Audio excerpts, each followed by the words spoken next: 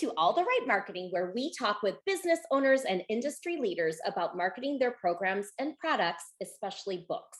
Our guests share tips that help anyone who loves a story, whether you are a librarian, bookseller, author, or publisher. The truth of the matter here is that the advice coming out of these conversations are for creatives across many different industries. Today we have Ashley Belote, who is the illustrator of several titles, and I'm not going to go through them right now because we're going to be digging in and talking about them. She is also an author illustrator, which is really exciting. She studied traditional animation under the direction of is it Bluth? Yes, Ashley earned her BA from Alderson University and her MA in Arts Administration from the University of Kentucky. Cannot wait to ask her questions about this. This is going to be a lot of fun. Her graduate study included a children's literature and illustration course, the whole book approach, through Simon's College at the Eric Carle Museum of Picture Book Art. She also serves as the illustrator coordinator for the Carolinas chapter of SCBWI. She's represented by Mo Ferrara of Bookends Literary Agency. Welcome, Ashley. Thank you so much for having me, Maria. I'm really excited. Oh my goodness, what a bio. Like, we could dig deep into your bio right now. Tell me, where did you earn your BA from? I think I skipped the whole name.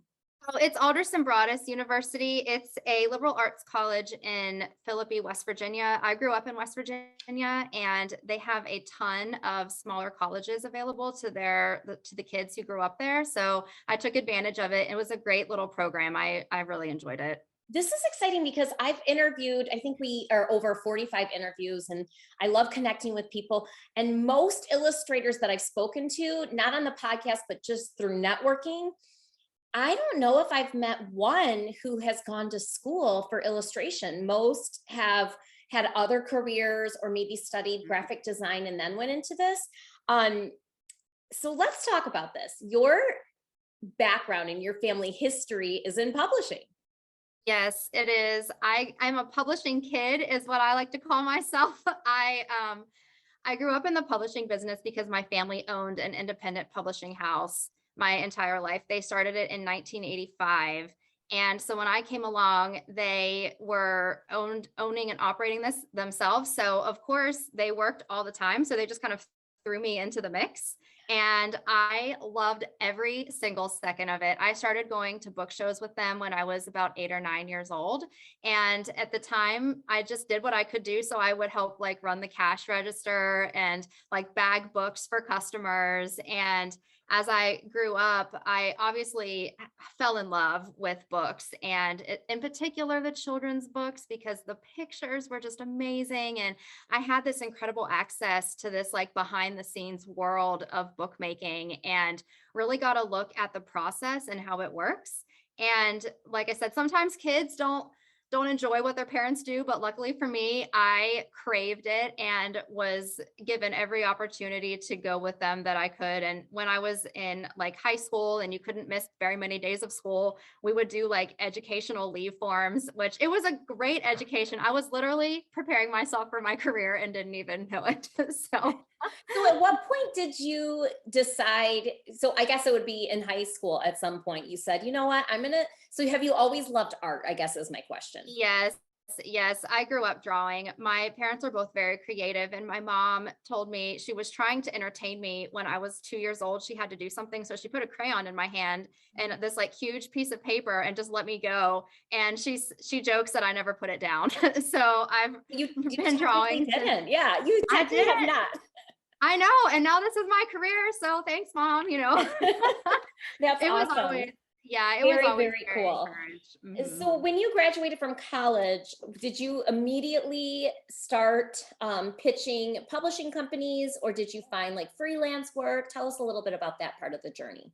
So I approached it from, again, my mom had this incredible opportunity. She had an author come to her who needed an illustrator. So she asked if I would be interested in doing like a sketch or something. So of course I said yes. And so my training had prepared me enough to work on this book, and the author ended up hiring me for the project, which was great. So I really got my first job in college, and then I approached the larger houses that I'm working with now, it took several years for me to kind of break into that zone. I approached it somewhat in a timid way. I really took my time and studied it because you only get one chance to make a first impression, and I knew that I needed to be prepared for this. So I joined SCBWI and went to all the conferences, did portfolio review after portfolio review, and really worked on my craft because I wanted to be good enough to get to this point. And again, I'd had all this great experience leading up to this point, and it really helped kind of foster what I knew I loved so much and helped me kind of find my niche in this business, because I think that's extremely important. So I really, it's perseverance and a lot of hard work. Absolutely. And when you did you connect with Mo at Bookends Literary Agency before pitching, or was that something that came afterwards? So it's a great story. It's actually all because of SCBWI that I'm here, probably even talking to you right now. I did Great portfolio. organization.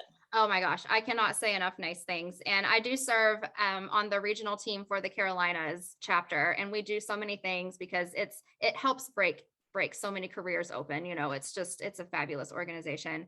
But I went to the Carolinas annual conference, and I had a portfolio review and did a session with Mallory Gregg, who's the art director at Fywell and Friends at Macmillan, who I worked on Frankenstein with. And she mentioned that she hires illustrators off of Twitter a lot, and she is great about that. So she said, for example, right now, I'm looking for someone who can draw anthropomorphic slime. And I was like, oh man, doesn't that sound so fun? So I made a sample and tweeted it.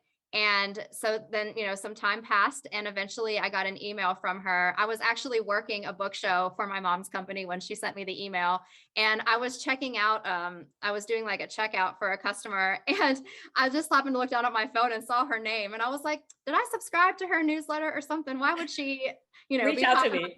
in yeah. So I read it, and I was like dropping my phone. My face went completely white, but I had like my mom's independent publishing company family there, and it was like a magical moment. And I ended up getting connected with Mo through the editor, Holly West at Fywell and Friends, who worked on Frankenstein. So my agent came after that deal, and Holly was absolutely right. She knew that Mo would kind of respond to my art, and that I would respond to her kind of, ways of navigating this industry. And we really connected and hit it off. She is absolutely amazing. And it's so much fun when we get to talk, and just because of course we're very business oriented, but we have so much fun on our calls and everything. So we can always find something to laugh about. Well, and it is, I always tell people it's a lonely business. It really can be. Mhm. And that's why I love the podcast, connecting with people, being able to, see we're looking at each other through Zoom, and just being able to see somebody in the industry other than, I mean, it's been a rough couple of years not being able to go to trade shows and things like that. So does your family still have the bookstore? Yep, they do. She still Give them a travels. shout out. I want to know the name of the Yes, bookstore. I would love to. It's Headline Books, and they do so many beautiful children's books. She also has a like adult fiction and nonfiction division. And I will brag, has been named Independent Publisher of the Year several years in a row. And Oh, she does this all by herself now, and is just such an inspiration to me. I dedicated the book Frankenstein to her, because she really is my hero. And I look up to her so much. And it's wonderful that we connect on this, because our favorite thing to do together is work. So we that's awesome. absolutely love it. And Yeah. where is Headline Books located? So they're actually based out of Northern West Virginia, where I'm from, a town Okay. called Terra Alta. And even though they are from this rural area, they do business with authors all over the world, and travel to New York and LA and DC. And hopefully this coming year, we'll get to go back to doing some in-person shows. So Fantastic. yes. This is just so exciting hearing from you. So let's talk a little bit about 2021. 2021 was a huge year for you. You had three books, right? One, Yes. two, three books come out. Frankenstein was the first one. It came out in July. That was my debut. And I did as much as I possibly could to celebrate this book. I was so excited. So my friends and family have been so supportive, and the kidlit industry in general, it's been a blast. Oh, and then next was Valentine. Yes, Valentine just came out recently, and it is the follow-up to Frankenslime. So again, I've been doing some fun interviews and just shouting it out as much as I can. I'm super proud of it too. That's great. The Me Tree. Yes, The Me Tree is my solo debut bridge book, and it came out from Penguin Workshop just a few weeks ago in November. And it was my kind of first experience working in that space versus the picture book space. So I've had I feel like this year has been, even though I've done all this schooling and everything, this has been an education packed year for me. And again, loving every minute of it. Fantastic. And let's not forget Listen Up Luella.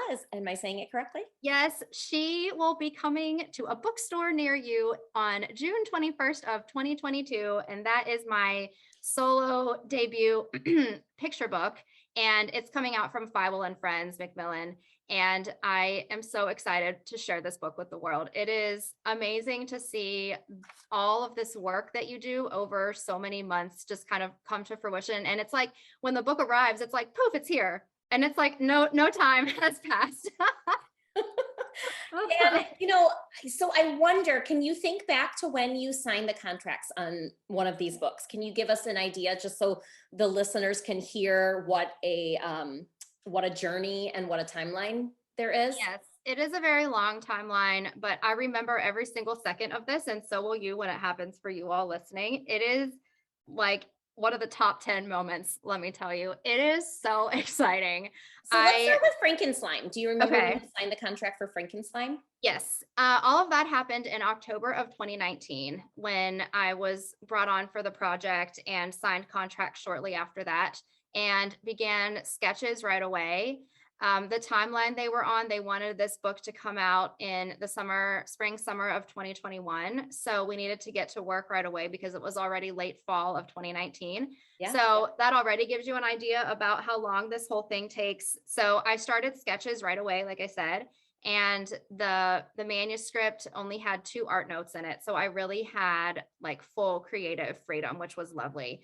And I did about 3 rounds of sketches working back and forth with Mallory on notes. And again, that the education that I received during those rounds of revisions was just amazing.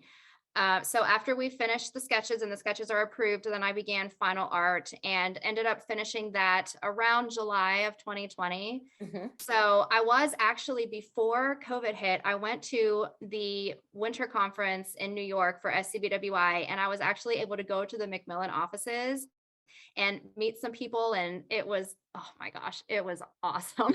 Full And circle. so And I then, got, you're working with those people and you're on the project and then you get to meet them in person. How lucky. That is wonderful. yes. And that was February of 2020. So I just got it in there right before just everything happened. did.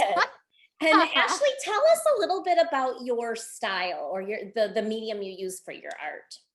So I still sketch traditionally with pencil and paper. That's my favorite way to sketch and really get my ideas out. I feel like I can be very free with that and just have a whole sketchbook of paper that I can just run through. And then what I'll do is I'll upload my sketches onto my iPad, and I'll do all of the fine tuning and the detailing and the color art on my iPad using Procreate. Because I think the advantage of digital, there's a lot of advantages to traditional art, but there's also a lot of advantages to digital art. And I really love the color opportunity that you have with making art in the digital space. So I use that for my coloring. And it's also nice when you can just upload your images directly to the art director from your device. That's very nice too. And when I first got my iPad, it really did change my art life. I found so much freedom with color there, because I feel like a lot of times I felt somewhat stifled by color. It's very hard to find the right color palette for a book. And with the digital space, you really have a lot of opportunity to make trial and error pages and everything. So, but again, I learned a ton working with Mallory on Frankenslime about color. So like I was saying before, this has been such an education packed year. That's fantastic. That's really fantastic. And tell us, how is it different writing and illustrating a book versus simply illustration? It is completely different. And again, I learned a ton with the whole process of working on the Me Tree. The advantage is that you have so much more control. You've got big picture thoughts, and I work kind of simultaneously with writing and illustrating. I have to have the image of the character in my mind before I can write about them. I'm definitely a visual person. I'm a visual learner. So my process is relying heavily on the visual part of the process. So I'll figure out a character like with the bear from the Me Tree. I figured him out and then started writing about him. And then I would sketch some more if I got stuck in writing and would draw. I just draw things that I would like to see a character do and then kind of build the story around the art in that respect. And then again, just kind of ping pong back and forth between some writing and some illustrating. So it's completely different from just getting the manuscript and then bringing those words to life. So both processes are extremely fun, but they're extremely different. Wow, wow. And as you had Franken Slime come out, you said you just were so excited and you just, were over the moon excited about it. But what were some of the things that you did on that first launch? Oh my gosh. So, For with marketing, like, COVID, let's come from a marketing standpoint. What were yes. some of the things you did to get the message of your book out there and that you have a book out in the world? I did a lot of different things. I am a member of a debut group called Picture Book Playground. I would highly recommend joining a debut group or just a promo group in general if you've had multiple books come out. It is amazing because you've got a built-in support system, and there's about 20 people in ours. And so the social media support that I received, I know helped with getting the word out about this book because we retweet each other, we share Instagram stories, we have a website. And we also are just able to talk because it's nice to be able to just ask questions to someone who is in a similar situation and point in their career. So you've got this camaraderie that is comforting because this is very new and it can be very intimidating and scary. So it's nice to have a group of people with you. So the debut group helped with COVID. There weren't as many opportunities to do things in person. So when the book came out in July, we were at that wonderful spot of we were having a decline in cases and things were opening. So I threw myself a party because I was like, this is happening.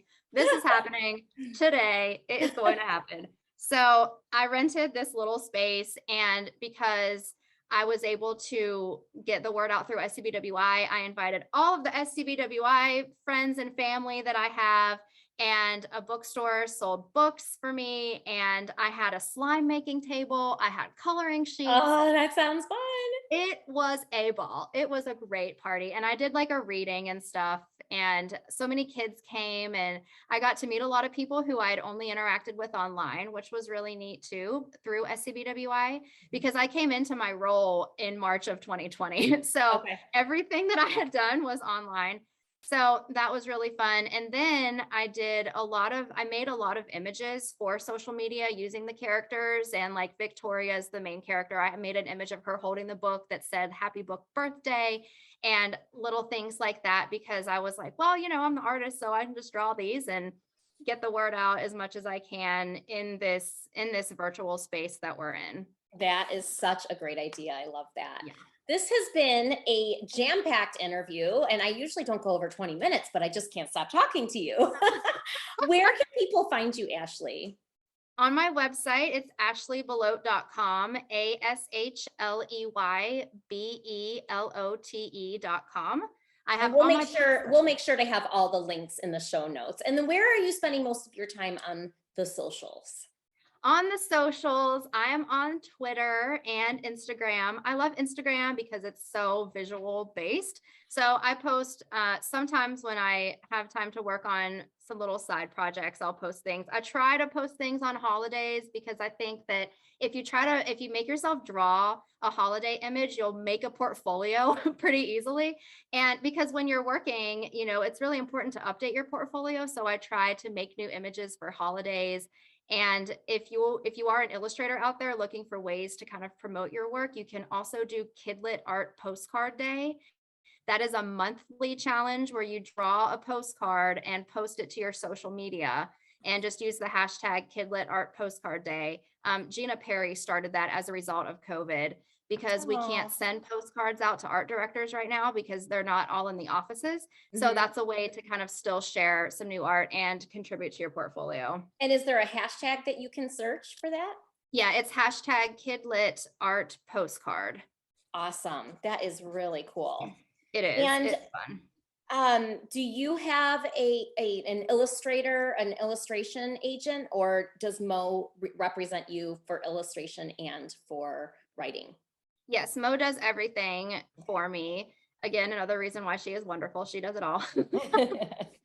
Okay, very cool. Well, thank you so much. And those listening, you know that we have interviews coming out on every Tuesday, and you can find out more about Ashley in our show notes by going to those links. Until then, think outside the box and don't be afraid to reach your audience in new and creative ways. Thank you, Ashley. Thank you so much.